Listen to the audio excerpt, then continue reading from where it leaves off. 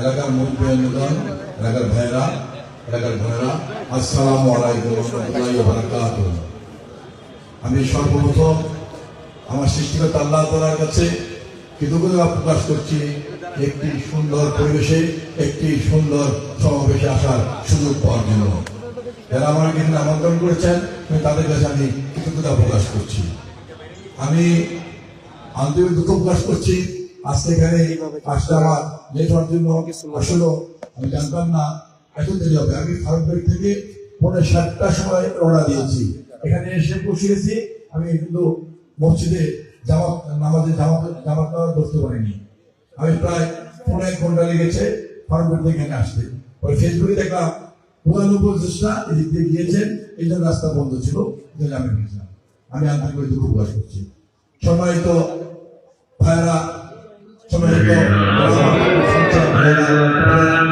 বাংলাদেশের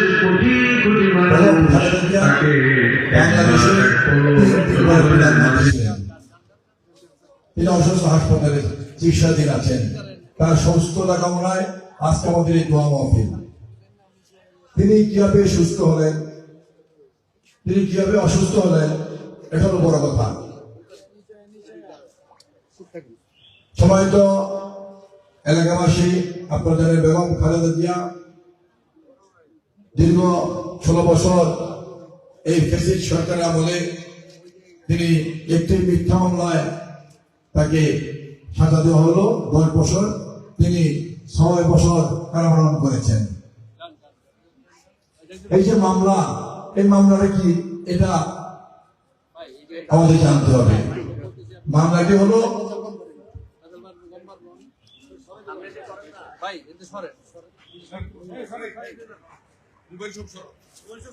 মামলাটি হলো 3 বারের প্রধানমন্ত্রী, সাবেক রাষ্ট্রপতির স্ত্রী, সাবেক সেনাপ্রধানের স্ত্রী 2 কোটি টাকা আত্মসাৎ করেছেন। এটা হলো মামলা। সেই 2 কোটি আত্মসাতের মামলায় বেগম খালেদা জিয়াকে 10 বছর সাজা দিয়েছে। তিনি 6 বছর কারাবরণ করেছেন।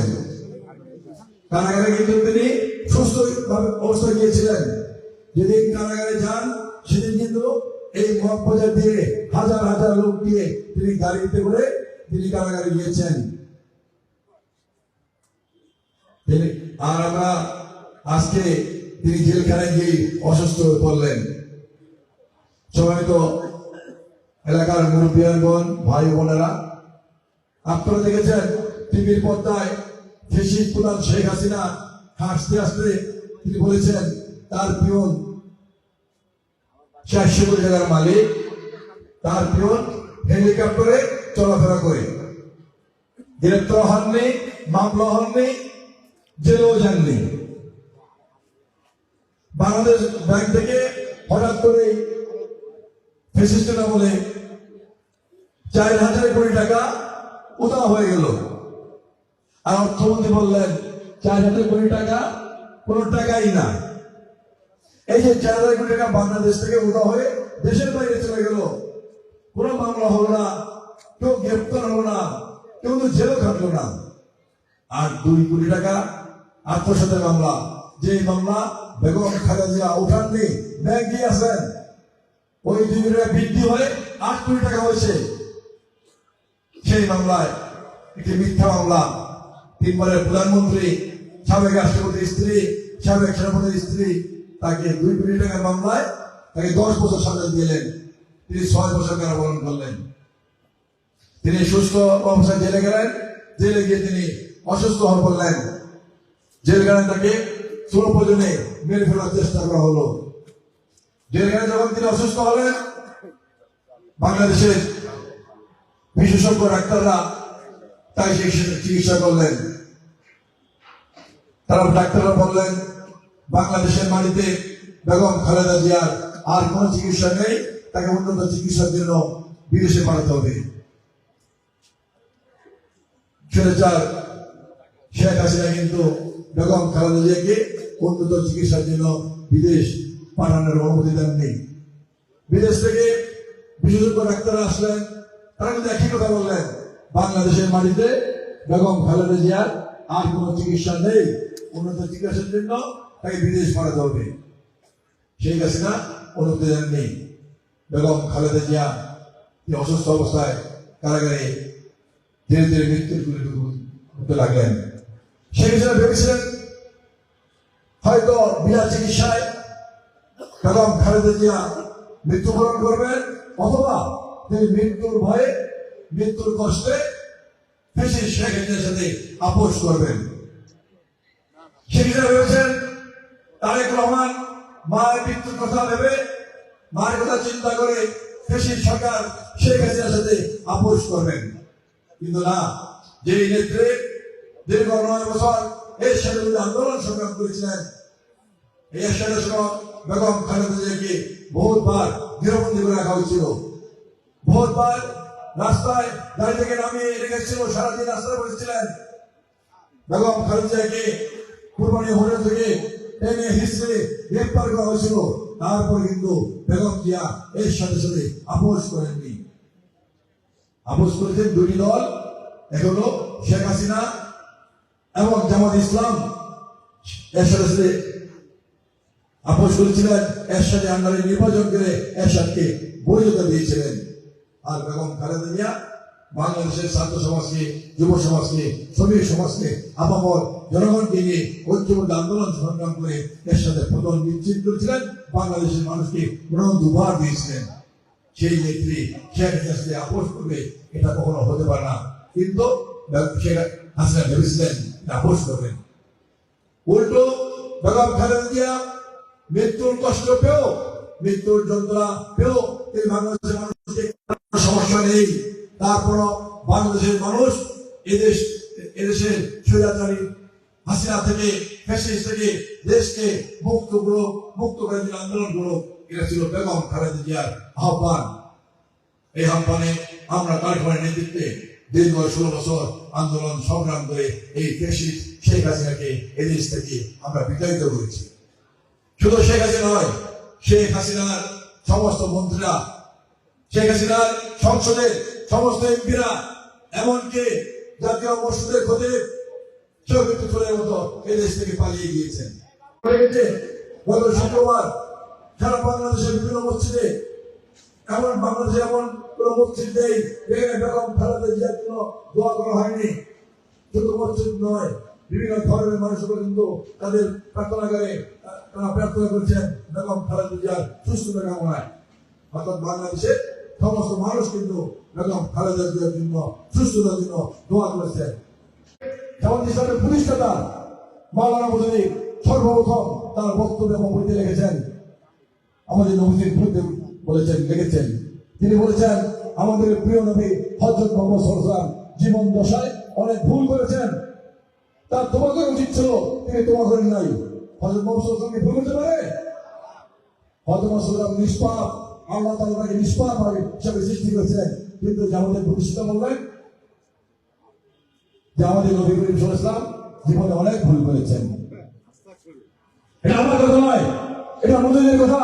তার মজুদি তার বইতে লিখেছেন।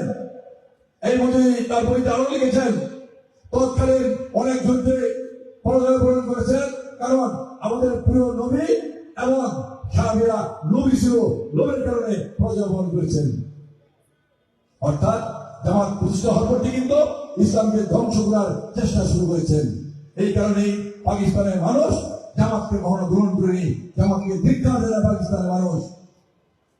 স্বাধীনতা যুদ্ধের সময় এই দলটি স্বাধীনতার বিরুদ্ধে ছিল, স্বাধীনতার পক্ষে ছিল না। তারা পাক হানাদার বাহিনীর পক্ষে থেকে লক্ষ লক্ষ ভাইয়ের জীবন নষ্ট করেছে, পাক হানাদারের পক্ষে থেকে লক্ষ লক্ষ মামুনের ইজ্জত নষ্ট করেছে। আজকে এই দলটি আজকে নতুন করে আজকে এই আমাদের মুসলমান দেশে, যে দেশে 95% মানুষ মুসলমান, সেই দেশে আজকে ইসলামের বিরুদ্ধে কথা বলছে, ইসলামকে আজকে ধ্বংস করার চেষ্টা করছে। আমাদের দলের প্রতিষ্ঠাতা শহীদ রাষ্ট্রপতি জনমান পরিষ্কার ভাষা বলেছেন, বাংলাদেশের সীমানার ভিতরে যারা বসবাস করে আমরা সবাই বাংলাদেশি। আমরা সবাইকে গোলাপ ফুল যেমন অনেকগুলো পাপড়ি নিয়ে একটি গোলাপ ফুল হয়, তেমনি ভাবে যেমন ব্যাখ্যা দিয়েছেন বিভিন্ন ধর্ম, বর্ণ, বিভিন্ন উপজাতি মিলে আমরা সবাই এই দেশের ভিতরে বসবাস করি, সবাই বাংলাদেশি, যার যার ধর্ম শেষে পালন করবে, সরকার নিরাপত্তা দিবে। আগামী নির্বাচনে বা এদেশের স্বাধীনতা সমুদ্র রক্ষার জন্য, ইসলামী ঐক্যকে অটুট রাখার জন্য, ইসলামকে আরো জাগরণ করার জন্য আগামী নির্বাচনে ধানের শেষে একটি ভোট দিয়ে বিএনপির প্রার্থীকে জয়যুক্ত করবেন। সবাই তো এলাকার মুরব্বিয়ানগণ, ভাই বোনেরা, আগামী ফেব্রুয়ারি মাসে জাতীয় সংসদ নির্বাচন, সেই নির্বাচনে বিএনপি আমাকে এই এলাকা থেকে ধানের শীষ নিয়ে নির্বাচন করার সুযোগ দিয়েছেন। আমি এই বৃহত্তর তেজগাঁও আপনার সন্তান, এই এলাকার পাশেই তেজগাঁও শিল্প এলাকায় আমি বড় হয়েছি, জন্মগ্রহণ করেছি। তেজগাঁও শিল্প এলাকায় আমি বড় হয়েছি। ছোট গেলে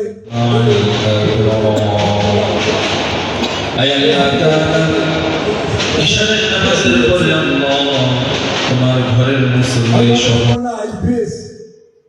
ভাঙা ব্রিজ, এই ব্রিজ থেকে লাভ দিয়ে এই হাতির দিনের পানিতে অনেক ডুবেছে। কেউ হয়তো আমার বড় ভাই, কেউ আমার বন্ধু, কেউ আমার ছোট ভাই, কেউ আমার চাচা, কেউ আমার খালা, কেউ আমার বোন। সবার কাছে আমার একটি দাবি, আপনাদের ভাই হিসেবে, বন্ধু হিসাবে, ছোট ভাই হিসেবে, বড় ভাই হিসাবে, বাগিচা হিসাবে আগামী নির্বাচনে আমাকে ধানের শীষে একটি ভোট দিয়ে আপনাদের পাশে থাকার সুযোগ করে দিবেন, আপনাদের খেদমত করার সুযোগ করে দিবেন। আমি আপনাদের পাশে থাকতে চাই, আপনাদের খেদমত করতে চাই। আল্লাহ পাক যেন আমাকে কবুল করেন। আমি আমার বক্তব্য দীর্ঘ করবো না, শুধু একটি কথা বলতে চাই। আমাদের প্রিয়নেত্রী বেগম খালেদা জিয়া অসুস্থ। যে ব্যক্তিটি এদেশের মানুষের জন্য কাজ করেছেন, এদেশে ইসলামী উম্মার জন্য কাজ করেছেন, আলেমদের সম্মান করতেন, শ্রদ্ধা করতেন, যে ব্যক্তিটি ঝড় বৃষ্টি জলোচ্ছ্বাস ঘূর্ণিঝড় কিছুই তাকে আটকাতে পারেনি, তিনি দেশের এক প্রান্ত থেকে অন্য প্রান্তে ঘুরে ঘুরে মানুষের সেবা করেছেন, সেই মানুষটি আজকে অসুস্থ। তার জন্য একটু মন খুলে দোয়া করবেন, আল্লাহ পাক তাকে সুস্থ করে আবার আমাদের মধ্যে ফিরে দেন। এই দাবি জানিয়ে সবাইকে অনুরোধ করে আমি আমার বক্তব্য শেষ করছি। খোদা হাফেজ। বাংলাদেশ জিন্দাবাদ, বাংলাদেশ জিন্দাবাদ, বেগম খালেদা জিন্দাবাদ, আমাদের প্রিয় বিরোধী তারেক রহমান জিন্দাবাদ, জিন্দাবাদ। আসসালামু আলাইকুম।